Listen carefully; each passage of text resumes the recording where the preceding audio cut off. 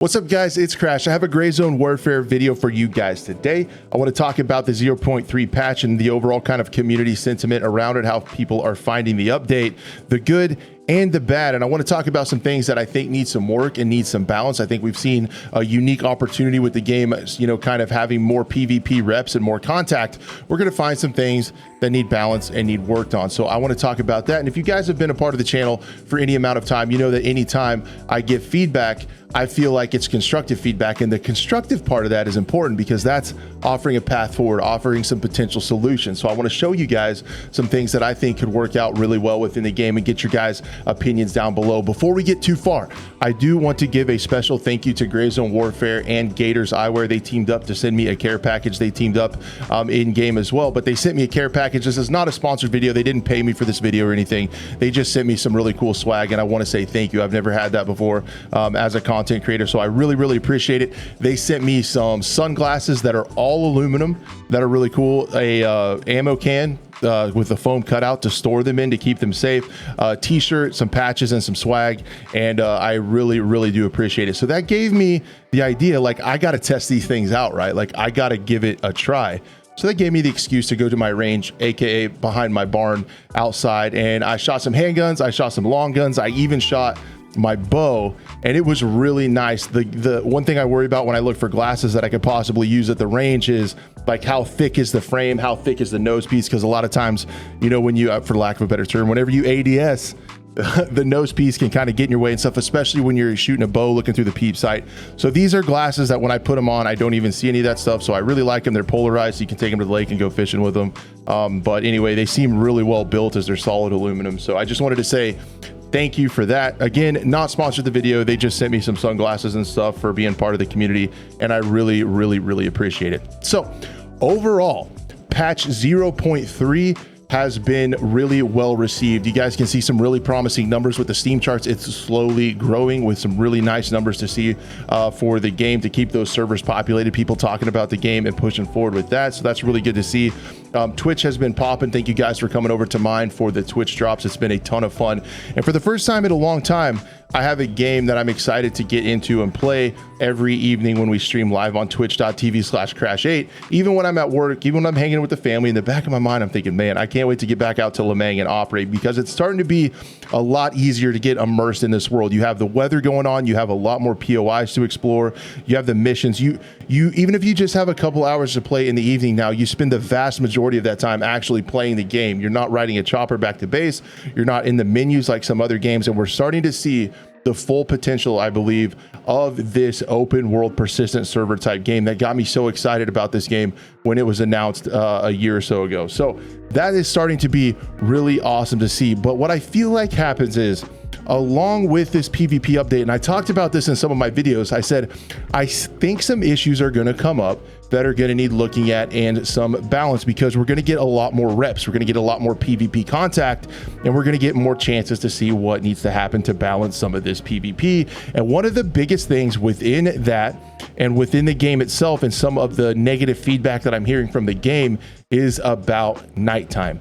So you guys know that even within nighttime before, in the last patch in 0.2, that a lot of people said, including myself, I wish it was a little bit darker to need night vision, to need those nods, because there's a part of the game that they really are chasing realism with, and we'll get into that in just a little bit. But they're really chasing realism with, and it's a really expensive item.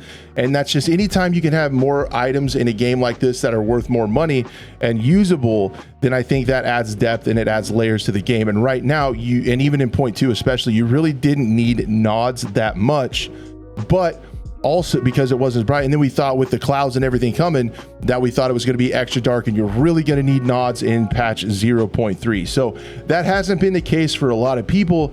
And just like always happens when you get like more PvP and stuff like that, people are going to find a way to be the most effective at it. The meta, right? The most effective technique available or something like that. So everybody's going to find the meta, especially when you have PvP, and a lot of people are honestly just upping or lowering the contrast on their game, changing those gamma curves, and they're able to see without nods. And that is a big bummer because I think there's a whole thing around the game that we're missing out. I've also seen some issues with the realism. So like in video games, in my opinion, you have kind of you have like a spectrum, right? And it can land anywhere on that line of, on one side you have like super chase and realism, like military simulation, and then on the other side you have accessible arcadey, hop in, play, have a good time. And Grayzone is more towards that realistic side. You can tell, like, there's so many details in the game. There's so many details in this patch. The things where you go up the river, like you follow the current, you go faster, you go up, you go slower. Just little things like that are all over this game, and how stuff works, some of the little nuances in the animations and stuff like that. So they're chasing that. But a lot of people are saying, and I definitely get what they're saying, that they went a little too far to realism with the nods, and it makes them not usable, and it starts to be a detriment to the gameplay, right? So there is something to be said about, you know, gamifying things, making it a little bit more accessible for the sake of better gameplay. Because in my opinion, in most people's opinions, I feel like gameplay should be king, right? Good gameplay should be king. Part of that, though, is being realistic, because then that gets to be fun, because you can start to get immersed in the game really easily. And that's where we're at, man. Like with the weather and the open world, and starting to be the living map and stuff like that, that it's getting way easier to be immersed, to lock in, have a good time, lose track of time, and really enjoy operating out on Lemang. So with that being said, what do we do about night vision? I think there are two main things that we need to look at, and the first being the actual nods themselves. I think they could stand a little bit of a tweak, maybe lowering the grain on them, maybe offering a little bit of effectiveness to that, and having the map mean more time, or needing that more often, maybe making the map just a little bit darker. But I'll get into how I think we could do a better job at making them necessary in gameplay. We need to make them a little bit more necessary to play with, but we also need to make them a little bit better. And especially, I think you could leave the cheap ones kind of how they are, maybe lower the grain a tiny bit on the green ones. But as far as the white phosphorus ones, I think those should be a little bit better, or maybe introduce even some of the latest military tech, the Gen 4s. That's the last ones I saw in real life. I don't know if they have Gen 5 now. I guess you guys could Google it and tell me down below. But I don't know if they have Gen 5 night vision yet. I'm sure they do. But if they could get somewhere into maybe even making a nicer one, or making the white phospho ones, making those a little bit less grainy and a little bit better. Now, you can make them as awesome as you want. You can make the night vision look as good as you want them to look. But if nobody needs to use them, it doesn't matter at all. So what I want to do is I want to show you guys with I know just enough about color grading footage, like color grading video, to get into trouble. I don't know a ton about color theory. It's all self-taught, but I want to get into DaVinci Resolve and look at the color page and offer you guys a little bit of my idea what they could do moving forward. So over here in DaVinci Resolve, I have a night image. This is one of the times where night vision is necessary. I think in the game that whenever you're playing, a lot of times when you have to go through the jungle and you have to approach some of those cops, it is really necessary to see in the bushes and stuff, because people like to hide there. Believe it or not, people really like to hide in bushes. So right now, and this isn't going to be one-to-one. I don't know how to actually, I'm not a developer. I don't have access to be able to like turn the actual color grading knobs in Unreal Engine 5. I'm just messing with the footage. This has been compressed. It's been streamed to Twitch. It's been re-downloaded. So, and it's getting compressed again when it goes over to YouTube. So I'm hoping I can kind of show you guys what I'm talking about just a little bit. But basically what's happening right now is people are just lowering the contrast, and you can start to see, again, it doesn't look quite as much as it does in game because that's happened natively in engine, and I'm doing this to footage. But if you just lower the contrast, you can kind of see how that brightens up a little bit. If I bring it here, you guys can see, you know, you can't see anything, boom, it kind of brightens it up, right? You guys are seeing that. I hope that comes across in YouTube, and you can take it like all the way. Now, if you look over here, you can take it, you know, pretty far. Backing it down to be able to see. It looks even better in game, and you can see really well without nods if you take your contrast down. Now, if you look over here on this RGB parade, basically these are luminance values as you move left to right across the screen. You guys can see here's like where my face cam sticks out a little bit, but all these values down here are the night values. They're the dark values. Now, what I could suggest doing, and the only way I can really show this to you, is if I move the pivot. So you basically, what the contrast is doing, if you look on those waveforms, those are luminance values, bright to dark, it pulls them apart, right? So as it's pulling those apart, the pivot is the cutoff point. So anything above that pivot, it's going to make brighter. Anything below it, it's going to make darker. Now, I don't know if there's the functionality that is available in Unreal Engine 5 to totally cut off those bottom, like, you know, 2 or 3 stops of luminance values below where those can't be moved.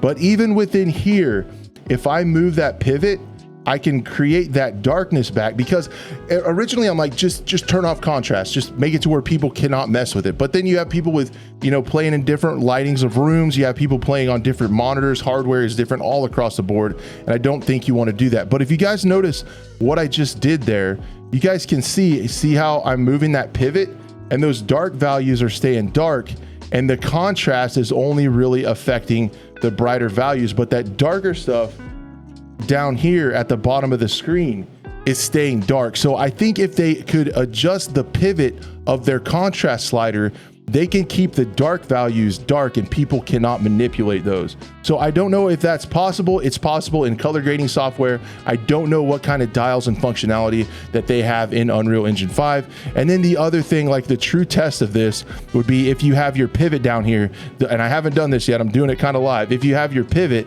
where that is, does messing with contrast mess it up here? So if I apply this grade over here, you guys can see that I'm still getting contrast, and I'm still have that same pivot that's really low, that's keeping those dark values dark, and it's still able to do contrast on the daytime too. So I think you have that functionality to be able to do both. I would raise that up maybe a tad, and then you're not pulling up those dark values much. You're kind of messing with the mid-tones and higher, and it kind of lock those dark values in so people can't manipulate that. But anyway, guys, that's my idea to balance night gameplay just a little bit. I think we could also take another look at some of the cheaper 5.56 ammo so far. It seems really dumpy. The SP ammo seems especially bad, even in the starter town. But other than that, the game has been feeling pretty darn well. I think we're to the point where we can get some bugs lined out within this one. We can get some connectivity issues that a couple people are having. I know there's some NVIDIA problems too with the newer drivers there, but we work through these over the next couple months or two, and then we'll start looking forward to the lore that's coming in patch 0.4. But I think right now, the way this game sets, I am able to put a lot more time into this and have a ton of fun, because I'm actually, for the first time in a bit, looking forward to an end game. I've heard some other people talk about that and how there's, you know, there's not really end games in these type of extraction shooters. I know they're trying not to call it extraction shooter, but there's no really end game or stuff like that. And even like Shroud had mentioned, like he didn't think it felt hard, like you didn't lose as much when you die because you're able to go back and get your stuff so immediately. I think there definitely needs to be, and I've shared this with Madfinger, there needs to be a timer on the cops respawn, because, you know, cheesing it and spawning instantly, getting a knife and running back is a little bit silly.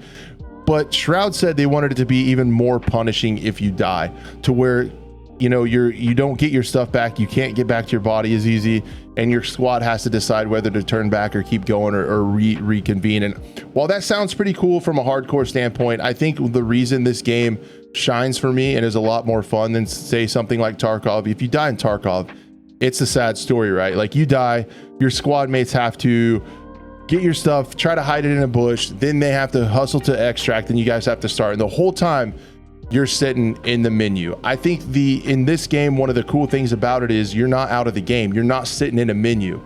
So I think there could be a cooldown on there, especially to where you could either think about maybe it might be faster, like to instantly spawn back at the main fob, or there's a cooldown on one of the cops, so it's harder to get your body back as well.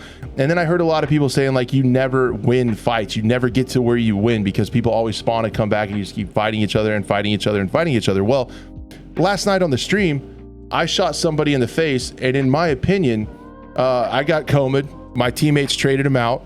I got revived. Boom, we got the stuff. Now, we could have sat there and fought those guys all day long, but in my opinion, the win condition is the loot. So we took all their kitted out M4s, we took all their geared stuff, we took all their good plate carriers and stuff, and we got the heck out of there knowing that they're probably going to come back for their bodies. But I felt like that's the win condition. Like, we won. People are saying you can't win fights in this game, but we won. I got your stuff and I took it back to my stash. It's mine now.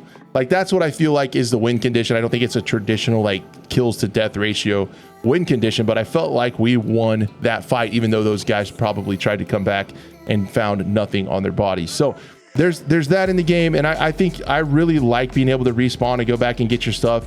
And your squad mates can keep operating, can keep fighting, can keep pushing forward. And you have to try to catch up with them, because I still lose kits, right? Like if you're in Tiger Bay, if you're in Fort Nare, the AI is too tough. You're probably not going to get your stuff back. Even if you're in, trying to take one of the cops and there's a bunch of enemies around and, a couple of your teammates die, there's a decent chance you're not going to get your gear back. So I think punishing is still pretty, or dying is still pretty punishing. I would up it a little bit by adding a respawn timer on being able to spawn at the cops immediately. I think you should be able to spawn at the fob immediately, because you're going to be so far away from the action, it doesn't matter. But spawning really close could use a cooldown timer to give the people that killed you, give that squad that killed you a little bit of an advantage to try to take the cop if that's what their objective is. They need a little bit of breathing room. After you get a kill, you should feel like, okay, we got 2 more, we got 3 more potentially to try to get to the cop taken. So I think they should have that advantage for a little bit longer. Anyway, guys, I'm rambling now. Those are the things that I think will take this patch to the next level, make it playable, get those nods in there, mix it up, make it to where they're good to use. And guys, thank you so much for watching. I really appreciate all the support over on Twitch. It's been incredibly humbling. Thank you. And a shout out to Gray Zone Warfare and Gators for sending me the care package. That means the world. And guys, we'll see you later.